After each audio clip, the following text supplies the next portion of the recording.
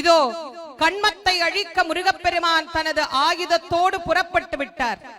எப்படி சிங்கமுகனின் கண்மம் அழிந்ததோ, அந்த சிங்கமுகன் அழிந்து தேவிக்கு சிங்கவாகனமாக பெற்றானோ, அதுபோல் நம்மிடத்திலே இருக்கக்கூடிய அத்தனை விதமான கண்மமும் அழிய வேண்டும் என்று வேண்டிக் கொள்ள வேண்டும். வெற்றிவேல் முருகனுக்கு, வீரவேல் முருகனுக்கு, ஞானவேல் முருகனுக்கு, சக்திவேல் முருகனுக்கு, செந்தில் நாதனுக்கு, ஜெயந்திநாதனுக்கு, சுப்பிரமணிய சுவாமிக்கு, செந்தூர் முருகனுக்கு, தணிகை நாதனுக்கு, பாலசுப்பிரமணியனுக்கு, வள்ளி மலாலனுக்கு, கார்த்திகேயனுக்கு, தண்டாயுத பாணிக்கு, சுவாமிநாத மூர்த்திக்கு, பழனிமலை ஆண்டவனுக்கு, திருத்தணிகை முருகனுக்கு, பழமுதிர்ச்சோலை பாலனுக்கு, திருப்பரங்குன்றம் முருகனுக்கு, சுவாமிமலை நாதனுக்கு, இதோ சிங்கமுகனின் சங்கத்தலை வீழ்ந்து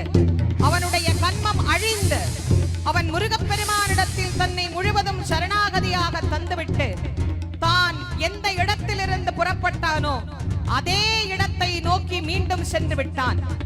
மாயை அழிந்தது, கண்மம் அழிந்தது. இன்னும் மிச்சம் இருக்கக்கூடியது ஆணவம் ஒன்றுதான். ஆணவம் அத்தனை சுலபமாக அழிந்து விடுமா என்ன?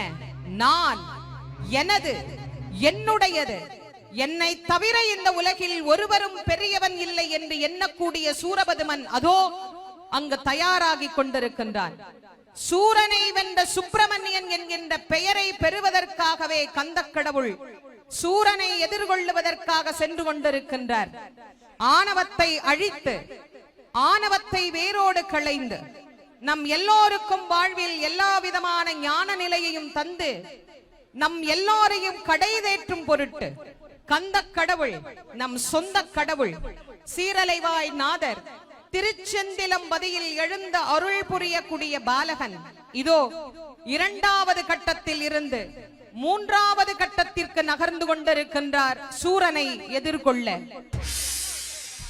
பிளே ஸ்டோர் மற்றும் ஆப் ஸ்டோரில் இருந்து பாலிமர் செயலியை QR கோடு மூலம் பதிவிறக்கம் செய்யுங்கள். செய்திகளை உடனுக்குடன் பெறுங்கள்.